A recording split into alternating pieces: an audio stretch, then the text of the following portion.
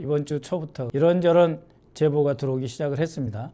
김진성의 배후가 곧 드러날 수도 있다라고 하는 그러한 제보가 있었습니다. 김진성이 고성국과 통화를 하거나 만난 적이 있느냐라고 질문했을 때 국정원장은 접촉한 흔적이 있어서 추적 중인 것으로 알고 있다, 이렇게 대답을 했습니다. 이것은 굉장히 큰 사건입니다. 고성국과 김진성이 만난 적이 있느냐? 국정원장은 극우 유튜버들과 접촉을 했다는 사실이 확인되었습니다. 고성국과 김진성이 연락한 것이 있느냐라고 다시 물었고 그 점에 대해서 연락한 것으로 있다고 말하였습니다. 고성국과 김진성이 여러 차례 연락을 했다. 그것은 2023년 8월 15일 윤석열이 우리 민주당을 향해서 반국가 세력 척결 운운할 때 이후 결국 정치적 경쟁자인 이재명을 제거하기 위한 구상이 섰던 거다. 그래서 김진성이 왜 이재명을 죽이려 한가에 대한 변명문 혼자 썼겠느냐, 다들 의심이 많았죠. 그러한 사상적 주입 그리고 실제 행동으로 끌고 간 게 누구냐? 고성국이 있다는 것이 밝혀졌습니다. 고성국하고 김진성하고 몇 차례 통화 등 접촉을 했습니까? 여러 차례 했다. 고성국 TV라는 곳을 김진성이 찾아간 것은 확인했느냐? 국가정보원 제1차장은 있다라고 했습니다. 그러면 조만간 그 조사 결과를 공개하라고 요구를 했습니다. 고성국이 국민의힘에 입당을 했습니다. 고성국과 전환기를 이끌어가는 것이 오늘의 국민의힘입니다. 장동혁이 입당시킨 거 아닙니까? 고성국이 스스로 두려워서 입당한 거 아닙니까? 1월 초부터 제가 문제 제기를 해서 테러범 배후를 밝혀라, 테러로 지정하라고 했을 때 고성국이 자기 보호를 위해서 국민의힘에 입당한 거 아닙니까? 그러면 이거는 내란 정당일 뿐만 아니라 테러 정당인 것입니다. 11시부터 1시 사이 그 짧은 시간에 대통령실하고 고성국이는 이미 대화를 나눴을 것입니다. 이 사건 이렇게 대응하기로 했다, 덮어라. 모든 극우 유튜버를 다 동원해서 이것은 이재명의 자작극이다. 나이 먹은 사람이 의분에 휩싸여가지고 개인적으로 한 것이다.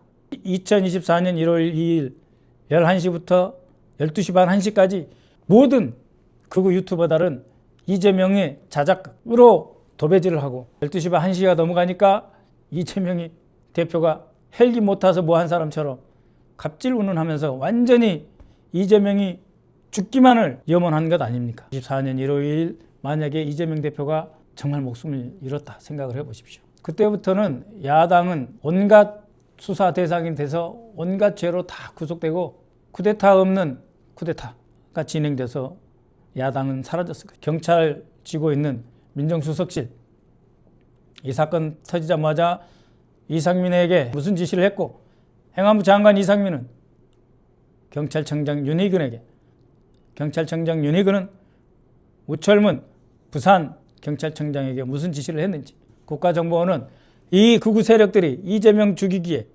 칼로 죽이고 유튜브로 정치적으로 다시 모함으로 죽이는 이 과정에 참여한 모든 극우 유튜버들에게 다 증거를 채집해서 법적 처벌을 해야 될 것입니다. 배방면에 수많은 땅을 가지고 있었던 것이 충은실업입니다. 김충식의 충, 최은순의 은 합해서 충은실업. 그 충은실업이 대방면에 많은 땅을 갖고 있어요. 김진성 부동산 중개업을 했던 이자가 충은실업의 땅을 거래했는지, 김충식이나 최은순과 무슨 관계가 있는지 수사하느냐라고 물었을 때 알아보겠습니다라고 했습니다.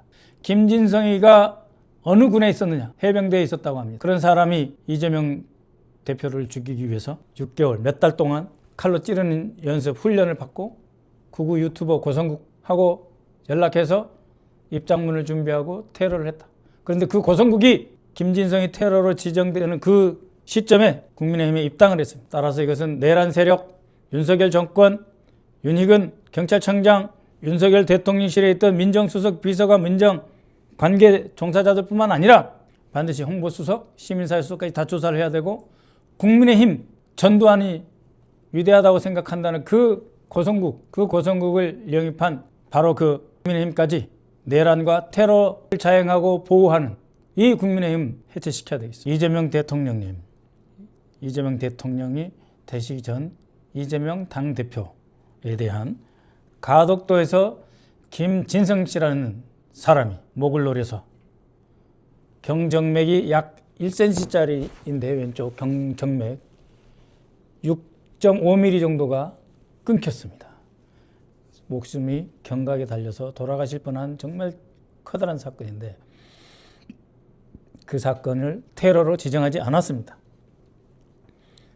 특히 김상민 같이 이번에 무죄 받고 한 국정원장 특보 윤석열과 김건희의 충견과 같은 사람이 대법원 판결이 난 직후 작년 3월이죠. 이건 테러가 아니다. 왜?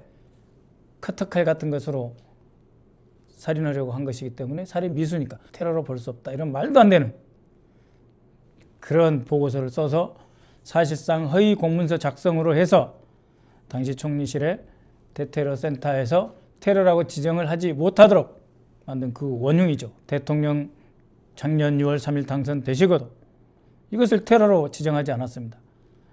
그야말로 우여곡절을 거쳐서 테러로 지정이 됐습니다.